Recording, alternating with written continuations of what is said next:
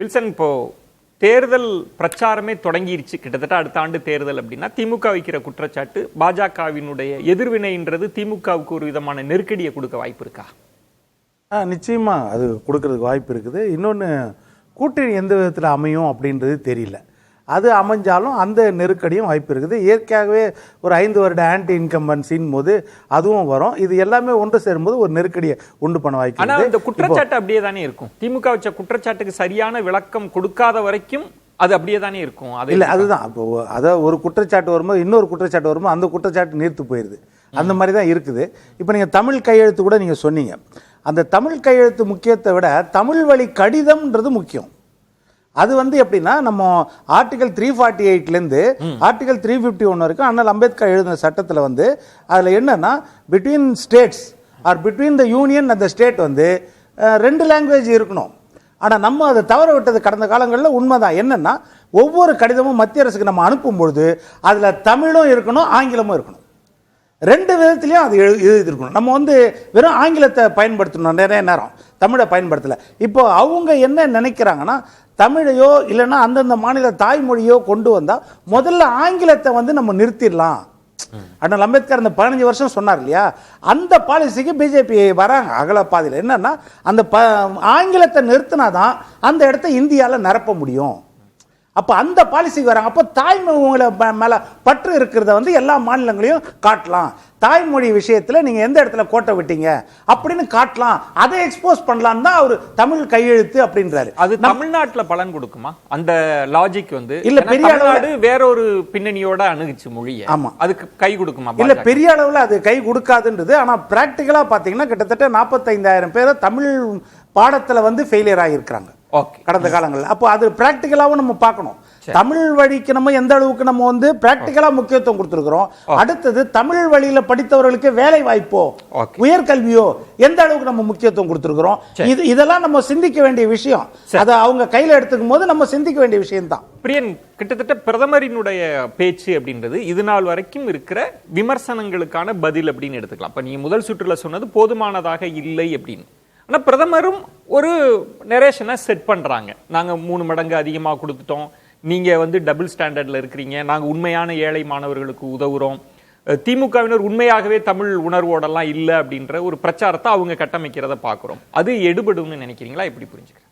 இல்லை, அவங்க எல்லா விஷயங்கள்லையுமே திமுகவோ அல்லது தமிழக அரசோ தமிழர்களுக்கே எதிர்மறையாக இருக்கிறாங்க. இப்போ ஹிந்தி பற்றின விஷயங்களை போட்டால் உடனே என்ன சொல்லுவாங்க, திமுக காரங்க நடத்துகிற ஸ்கூலில் ஹிந்தி கற்றுலையா, அங்கே படிக்கிற பசங்க மட்டும் ஹிந்தி படிக்கலாமா, ஏழை மாணவர்கள்லாம் அரசு கல்வி பள்ளியில் படிக்கக்கூடாது அப்படி திசைந்து இருப்பாங்க. ஒரு கவர்மெண்ட்டு அதோட பாலிசியை இம்ப்ளிமெண்ட் பண்ணுறது ஒரு விஷயம். தமிழ்நாட்டில் 1ஆவதுலேருந்து 12ஆவது வரையும் தமிழ் மீடியம் ஸ்கூல் கவர்மெண்ட் ஸ்கூலில் தான் இருக்குது. வேற எங்கேயாவது இருக்கா? வேறு யாராவது வச்சுருக்காங்களா? யாரும் வைக்கல. ஏன்னா கவர்மெண்ட்டோடைய பாலிசி தமிழ் மீடியம் வச்சுருக்காங்க. 12ஆவது வரையும் தமிழ் மீடியம் படிச்சுட்டு தான் அவன் அடுத்தது கிராஜுவேஷனுக்கு போகிறான், அங்கே இங்கிலீஷில் படிக்கிறான் வச்சுக்கோங்க. வேறு ப்ரைவேட்டில் அப்படி வைக்க மாட்டாங்க. ஸோ தனியார் பள்ளிகளை நீங்கள் கவர்மெண்ட் பள்ளிகளோட ஒப்பிட முடியாது. கவர்மெண்ட் பாலிசி வேறு, கவர்மெண்ட் பாலிசின்றது வேறு. அது மக்கள் ஓட்டு போட்டு தேர்ந்தெடுக்கிற கவர்மெண்ட்டு மக்களுக்கு எது நன்மையோ அவங்க பாலிசி எதுவோ அதை இம்ப்ளிமெண்ட் பண்ணுவாங்க. இப்போ பாஜக அவங்க கொள்கைப்படி பண்ணுற எல்லா விஷயமும் மக்களுக்கு பிடிச்சிருக்கா? வக்போர்டு விஷயங்கள் கூட மக்களுக்கு பிடிச்சிருக்குன்னு சொல்ல முடியுமா? எல்லாருக்கும் பிடிச்ச விஷயமா பண்ணுறாங்க. பல அதிருப்திகள் அதில் இருக்க தானே செய்யுது. நீங்கள் பார்லிமெண்ட்டில் மெஜாரிட்டி இருக்கவே பாஸ் பண்ணுறீங்க. கம்மிங் பேக் டு அந்த பிஎம்மோட பேச்சுக்கு வரும்பொழுது முக்கியமான விஷயத்தை விட்டுட்டு தான் நீங்கள் போகிறாரு. ஆக்சுவலாக நீங்கள் இலங்கைக்கு போகிறீங்க, தமிழ்நாட்டு அசம்பிளியில் கச்சத்தீவை பற்றி ஒரு ரெசல்யூஷன் பாஸ் பண்ணுறாங்க, மீண்டும் அதை கொடுக்கணுன்ட்டு. அதை பற்றின ஒரு வார்த்தை நீங்கள் அங்கே பேசின மாதிரியும் தெரியல. உங்கள் ஆடியன்ஸ் முழுக்க இன்றைக்கி பெரும்பாலும் மீனவர்கள் தான் இருந்திருக்காங்க. இன்றைக்கி தேதியில் 86 மீனவர்கள் ஸ்ரீலங்கன் ஜெயிலில் இருக்காங்க, ஸ்ரீலங்கா ஜெயிலில் இருக்காங்க. இன்றைக்கி தேதியில் 200 படகுகளுக்கு மேலே அவங்க பிடிச்சி வச்சுருக்காங்க. அவங்களுக்கான ஆறுதல் என்ன? நீங்கள் என்ன பேசுனீங்க? சரி, அதுதான் விடுங்க. இலங்கை தமிழர்கள் அந்த 13வது சட்ட திருத்தத்தை அமல்படுத்த சொல்கிறாங்க, மாநிலங்களுக்கான அதிகாரத்தை அதிகப்படுத்தணும் அப்படின்றாங்க, அங்கே சுயநிர்ணய கவுன்சில் வேணுன்றாங்க, 87 அக்ரிமெண்ட்டை இம்ப்ளிமெண்ட் பண்ணுன்றாங்க. அதுக்கு நீங்க தமிழர்களுக்கு, ஈழ தமிழர்களுக்கு என்ன பண்ணீங்க? அரசியல் ரீதியான பேச்சுவார்த்தை என்ன பண்ணீங்க? இதெல்லாம் பிரதமர் பேச்சில் இல்லாத போது எப்படி அவர் பேச்சை நம்ம தமிழர்கள் ஏற்றுக்கொள்வார்கள்? இது முழுமையான பலனை கொடுக்காது. பிரதமரினுடைய பேச்சு பல விஷயங்களுக்கு போதுமான விளக்கம் தரல. முக்கியமான கோர் இஷ்யூவை பிரதமர் அட்ரஸ் பண்ணவே இல்லை அப்படின்றப்ப இது எந்த வகையில, நான் இதை தேர்தலோடும் கனெக்ட் பண்ணி பேசுறேன், எந்த வகையில பலன் தரும்? அது திமுக அணி அவங்க வச்ச விமர்சனம் அப்படியே இருக்குன்னா அட்வான்டேஜ் டு திமுக அலைன்ஸ் தானே. விஜயன், ஒரு 3 நாளுக்கு முன்னாடி நம்மளுடைய முதலமைச்சர் நம்மளுடைய பிரதமருக்கு கடிதம் எழுதினார். நாங்க உங்களை சந்திக்க விரும்புகிறோம் அப்படின்னு சொல்லியிருந்தார். ஆனா இன்னைக்கு மதியானம் நான் பார்க்கும்போது ஊட்டியில உள்ள மருத்துவக் கல்லூரிக்கு அவர் அந்த திறந்து வைக்கக்கூடிய நிகழ்ச்சியில பங்கு கொண்டிருந்தார். அங்க ஊட்டிக்கு மருத்துவக் கல்லூரி தேவைதான். அங்க மதர் தெரசா பல்கலைக்கழகத்துக்கு மேற்பட்ட அங்க உண்மை இல்ல. ஆசீர்வாதம், மன்னிக்க, உங்க இணைப்பு சரியா கிளாரிட்டியா இல்ல. நான் ஹபீஸ் அவர்கள்ட்ட கேட்டுட்டு வரேன், அதுக்குள்ள சரி பண்ணிட்டு நீங்க விளக்கம் கொடுக்கலாம். ஹபீஸ், அவங்க வைக்கிற விமர்சனம்ன்றது உங்களுக்கு நெருக்கடியா மாறாது? ஏன்னா பிரதமர் கொடுக்கிறார் பதில், விளக்கம்ன்றது நெருக்கடியா மாறாதா? பிரதமர் கொடுக்கிறார் பதில், என்ன பதில்? மக்கள் எதிர்பார்க்கிறது என்ன? எந்த விஷயத்தை சொல்லல? இன்னைக்கு டீலிமிட்டேஷன்ல பிஜேபியோட ஸ்டாண்ட் என்ன? தென் மாநிலங்களுடைய 7.2% பாராளுமன்ற பிரதிநிதித்துவம் குறைய போகிறதுன்ற ஒரு அச்சம் இருக்குது. அது ஒரே வார்த்தையில் ஆமா 7.2% உங்களுக்கு குறையாமல் நான் பார்த்துக் கொள்கிறேன். பாராளுமன்ற அதே ப்ரோரேட்டா தாங்க, அதே தான் இருக்க போகுது, மெயின்டைன் ஆக போகுதுன்றது. ஏன் பயப்படுறீங்க? அத பார்லிமென்ட்ல சொல்லிட்டு போனா முடிஞ்சிச்சேங்க. எங்களுக்கு ஏங்க போராட்டம் நடத்துறது? நீங்க விவாதம் நடத்த வேண்டிய அவசியமே இல்லையே. அத பாராளுமன்றத்துல ஒரு கேரண்டியை கொடுத்துருங்க, முடிஞ்சு போச்சு.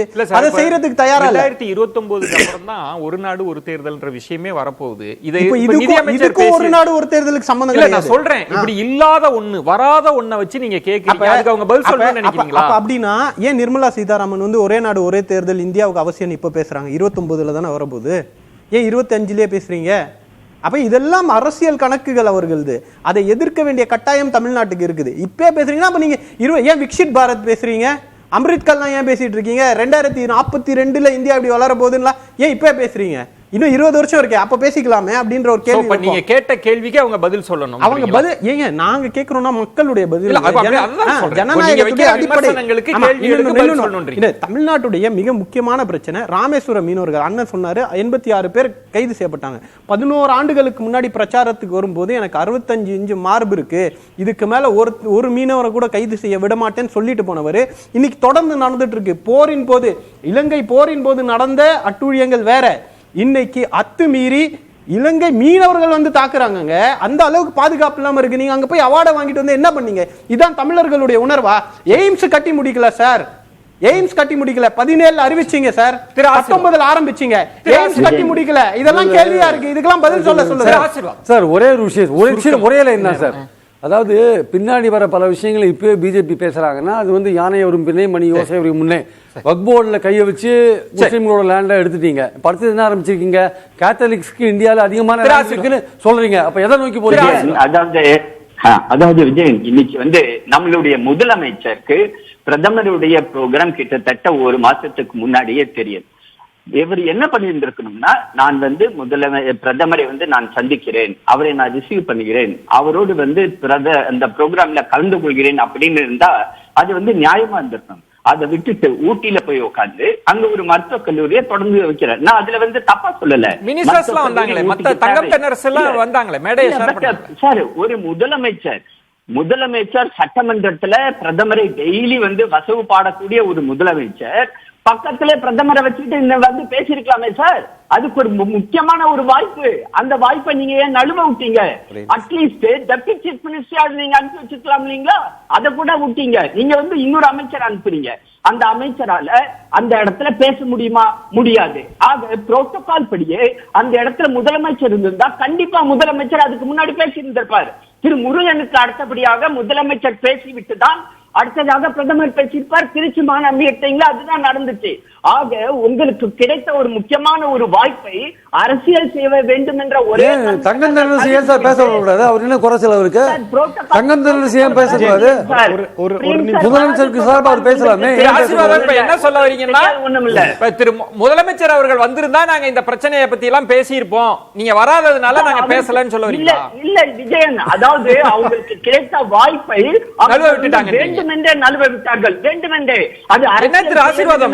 இன்னைக்கு நீங்க வச்ச பிரதான 2 குற்றச்சாட்டு நீட்ட மறைமுகமா வேணும்னே ஆதரிக்கிறாங்க, அதனால வெளிநடப்பு. இப்ப பிரதமர்கிட்ட பேசி இருக்க முடியும், வேண்டுமென்றே இந்த வாய்ப்பை நழுவ விட்டு இருக்காங்கன்னா அதுல என்ன கணக்கு இருக்குன்றத ஒரு இடைவெளி எடுத்துட்டு நான் பேசுறேன். எல்லாரும் உங்க நிறைவு கருத்து அதுல சொல்லலாம். ஒரு இடைவெளி காத்துருங்க.